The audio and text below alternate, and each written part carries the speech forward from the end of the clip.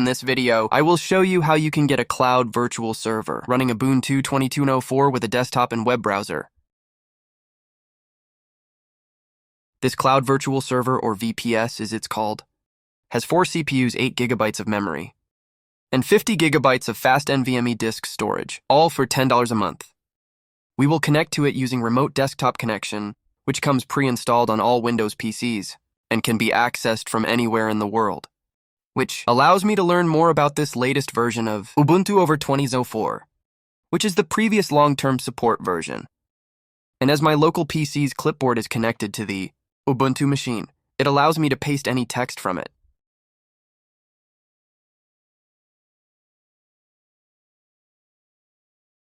And optionally, as a bonus at the end of the video, I will also show you how to connect to Google Drive, ensuring any work you do on the machine, whether it be browsing a script of commands,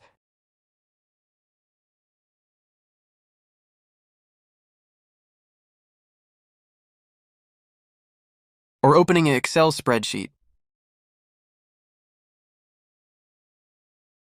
Any changes I make can be easily backed up to the cloud.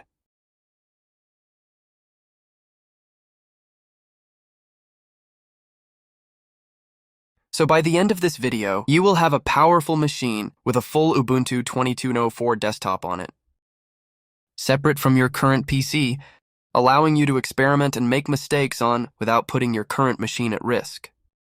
All for less than $10 a month.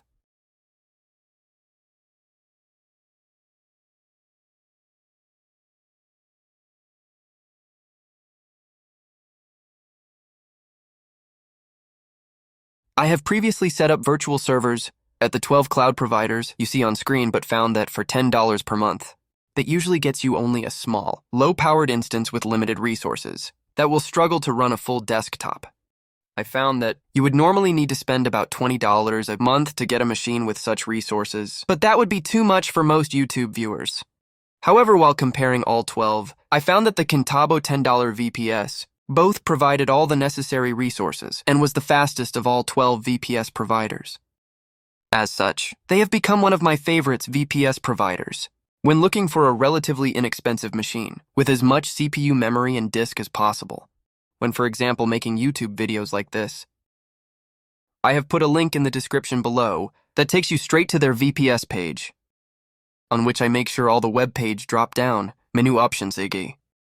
What currency the page should be shown in, or as I would like their smallest VPS, has more than enough resources for what we are looking to run, so I chose that.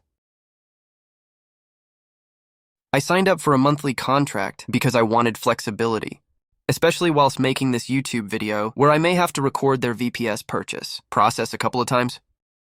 As a result, as I selected their monthly contract, I had to pay the $7 one-off setup fee, but that is reduced or written off for longer contract periods. For region, I selected the Central United States. It is important to pick a VPS location that is as close as possible to where you are located to minimize any delays in the VPS, having to send desktop images to your Windows PC.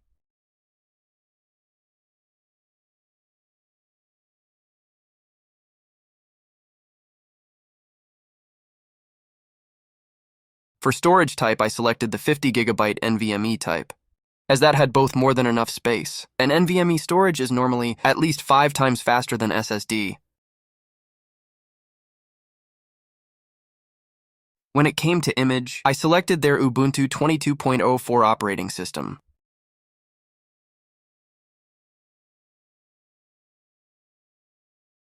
For password, I requested that the web page generate a strong password for me, but made sure I copied it into a text file, which I saved before proceeding. When it comes to networking, I made no changes, as the 32 terabytes they provide for free is ridiculously large, and we will never come close to using it. There were several add-ons available, none of which I took.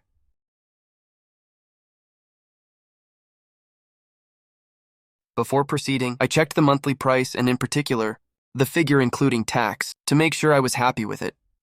The one-time setup fee, although not ideal, was acceptable given the amount of resources they provided for the monthly price, so I hit next.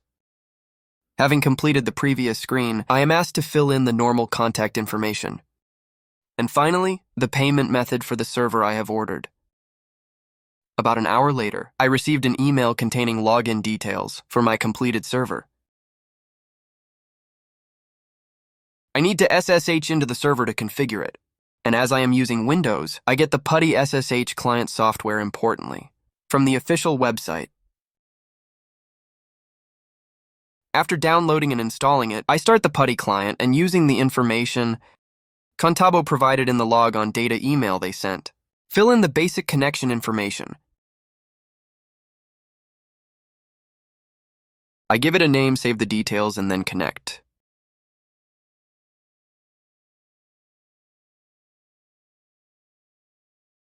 And press accept to continue. When prompted, I key in the route password. That was generated when I ordered the VPS earlier. Now to configure the server, I run a series of commands, a copy of which can be found in the video's description. This first command creates a new user called XRDP user, which once fully set up, we will be using instead of this root user.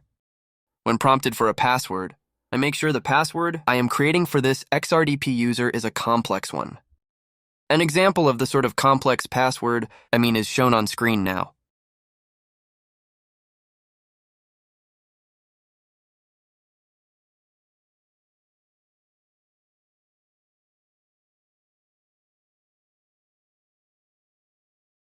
We give the user sudo capabilities and also add it to the admin group, then change over to this user. This first command we run under the new user updates all the repository indices, followed by upgrading any packages on this VPS that are out of date.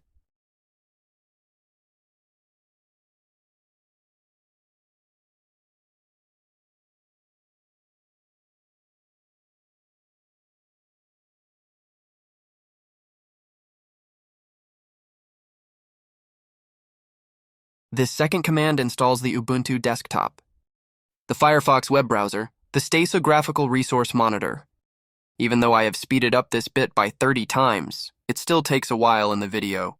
Remember any pause you see on screen? For only 4 seconds will take over 1 minute in real life, so please be patient. It is still working. Maybe get a coffee or something for 10 minutes.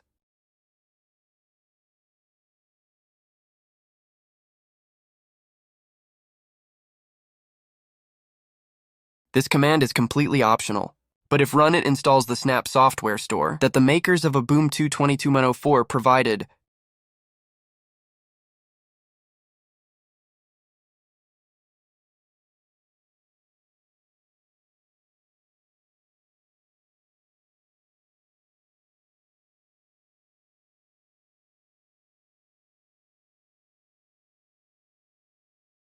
I originally planned to install the XRDP remote control package manually, but there were many resultant problems that then took many commands to fix. The solution I found and implement shortly will overcome all these problems using just a couple of commands. But first, I will quickly show you the problems I found. If you just to the manual installation, and they are 1, you get prompted for authentication. To create color device every minute or so. 2, the main Ubuntu screen is missing. The normal application sidebar 3. You have to hit the Activities button at the top left and go into the Change workspace. Dialog to bring up the icons. 3, when you do bring up icons, they appear in a dock at the bottom of the screen, and not the normal way in a sidebar 4. When you start an application like File Manager, you get these black simple icons instead of the newer color type than you normally get. This solution fixes all those problems. It runs the now famous XRDP installation script by C. Energy that has been developed over the past 2 years is over 1,000 lines long, and now includes specific code for all supported versions of Ubuntu, including R version 22.04. So carrying on in the SSH Putty client, this command gets version 1.4 of the script. From their website, I first need to delete the space. I had to insert in the string HTTPS. That is because whenever YouTube sees HTTPS, it truncates the rest of the line, making it unusable.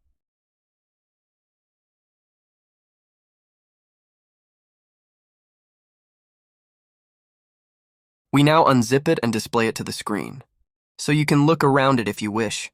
When you are finished looking to get out of it, you press the letter Q to quit.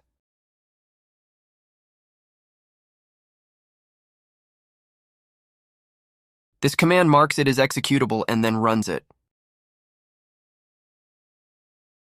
The script states that it is being run in an SSH session. It might not set everything up. However, the 10 or so times I have run it, whilst making this video, that has never been the case.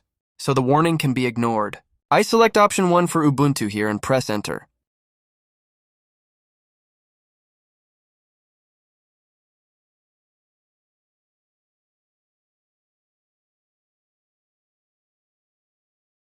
Now, there are a number of bots on the internet that just look for the default SSH port of 22 and the RDP port of 3089. If they find either, they start a brute force attack on it. The following 2 commands change each of these default ports. When I looked at the server's logs, I was getting about 200 log on attempts per hour when using the defaults, however. After the following 2 commands changed, from using the default RDP and SSH ports that dropped to 1 log on attempt in 6 hours, making the VPS much more secure.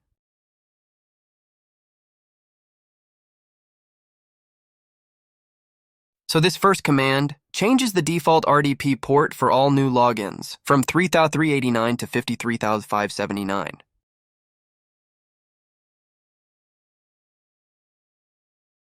This second command changes the default SSH port for all new logins from 22 to 53,572.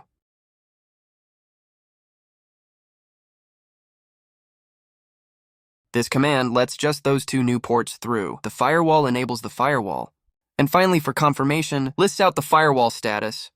Our existing SSH connection won't be impacted when we say yes to enable this firewall, as it only applies for new connections, not existing ones as such.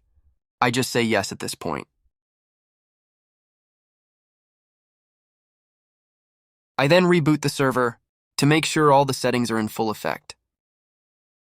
I give it 2 minutes to fully reboot, and then restart the Putty SSH client. Load the settings I saved earlier.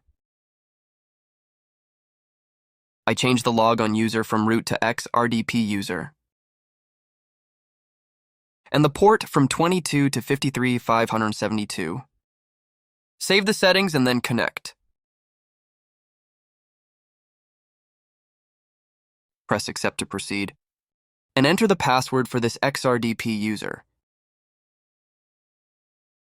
As I have proved, now that I am able to log on successfully with this new XRDP user, I can switch off the root user, so it can't log on via SSH or RDP.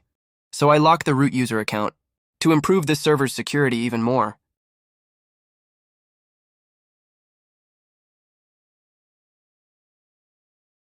Again, we reboot. Although not really necessary, it ensures everything starts correctly. Without this root user ID, I have now finished building this VPS and made it very secure. To connect to the new Ubuntu desktop, I use the remote desktop connection software that comes on all Windows PCs. I use the server's IP address followed by a colon, and then the new RDP port of 53,572. The user called xrdpuser. Tick the box, allowing me to save the user's credentials. On the Display tab, I choose what size I would like to see. Although leaving it at full screen would be okay. I changed the desktop size to something slightly smaller, just to minimize any traffic access across the internet when asking to send screen images, as this VPS is over 1,000 miles away from me. And so this makes it feel more responsive, which I prefer for the same reason. I lower the color depth to 15-bit from 32-bit, which still provides me with over 32,000 individual colors. As a result, I don't notice any difference in the screen images. But this new setting will half the amount of picture image data the VPS has to transmit to this local Windows PC. On the Resources tab, I ensure only clipboard is checked. I change the Experience tab from Direct Connection to Modem, just so this RDP client doesn't place unnecessary strain on the VPS, again making it feel more responsive. I briefly check the remaining tabs. Now hit Connect Paste in the X. RDP user's password that we set up earlier in SSH.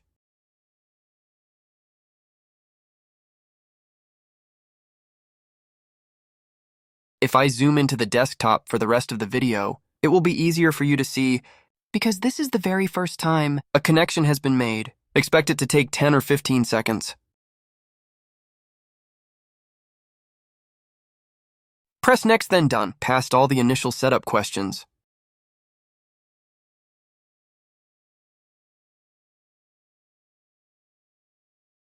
We have now connected for the first time. There is a very small amount of configuration to do, which I'll show you in the next step. If you are finding this content educational or informative, please hit the like button just below this video. There is very little configuration required. Basically, it is simply to stop the lock screen coming up or the screen going blank, as both can occasionally cause problems when we are connecting remotely. So I open the settings within the Applications menu, select Privacy, then the screen options.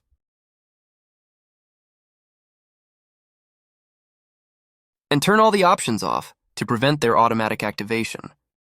In the next section, which is totally optional but recommended, I will show you how to connect this VPS to an online account like Google Drive.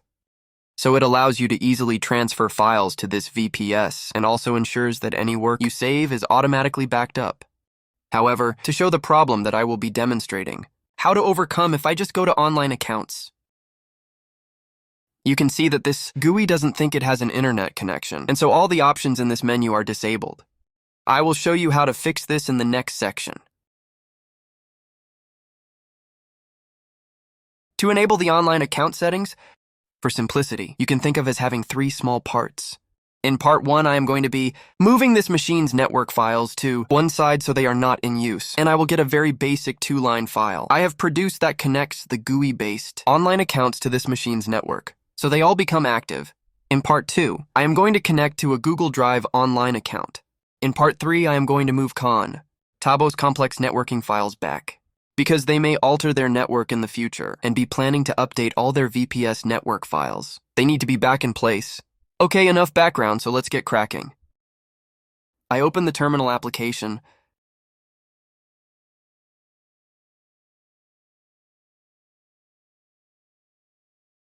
and paste in the first command from the YouTube description. This command changes to the networking directory, moves any existing network files that can be recognized by the .yml file extension to on-site, then lists out the results on screen.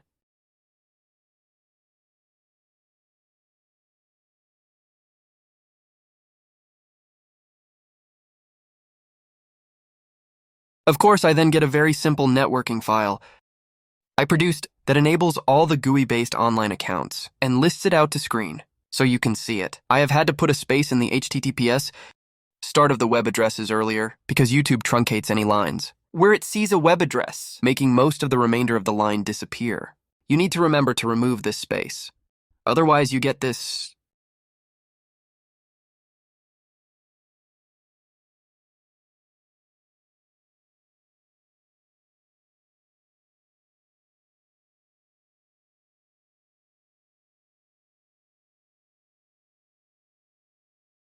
Finally, I reboot, as although I could restart networking easily, as the GUI hasn't been restarted. In that case, it still doesn't enable online accounts. Rebooting is therefore the much cleaner option.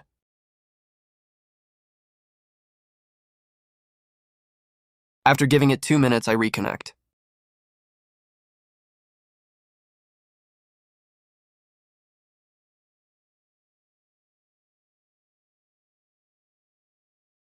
Although not shown, I have just created a brand new Google account for this video, as it comes with 15 gigabytes of space for free. If you want to do the same, so it does not at all impact any existing Google account. You have feel free. Just Google the phrase create a Google account. I now connect to my new Google Online account.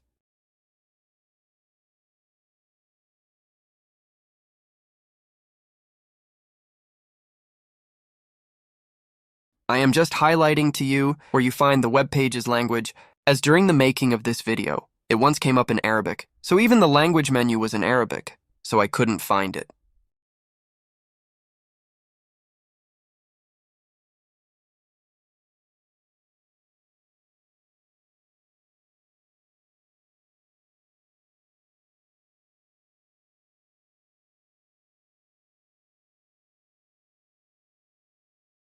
For this, it will now ask you for a password.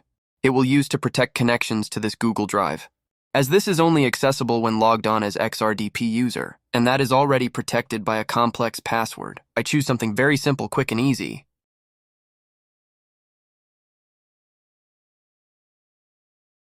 Of course, I connect only to Google Drive so it can store my files. And so turn everything else off.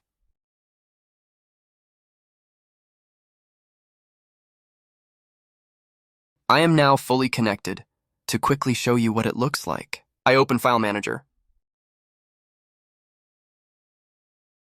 There is now an additional entry. If I select it, then the folder called My Drive. I am in my Google Drive, so saving files in here means they are backed up to Google Drive. Or if I select a file, I can easily open or update it. Now we are connected. We will automatically be reconnected to Google Drive at every reboot or log on, even if we put Contabo's more complex network files back that we must now do. So I open the terminal application again.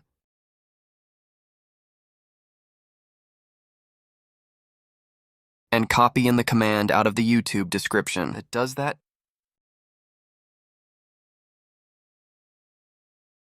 And then to finish, I reboot again. And that's it.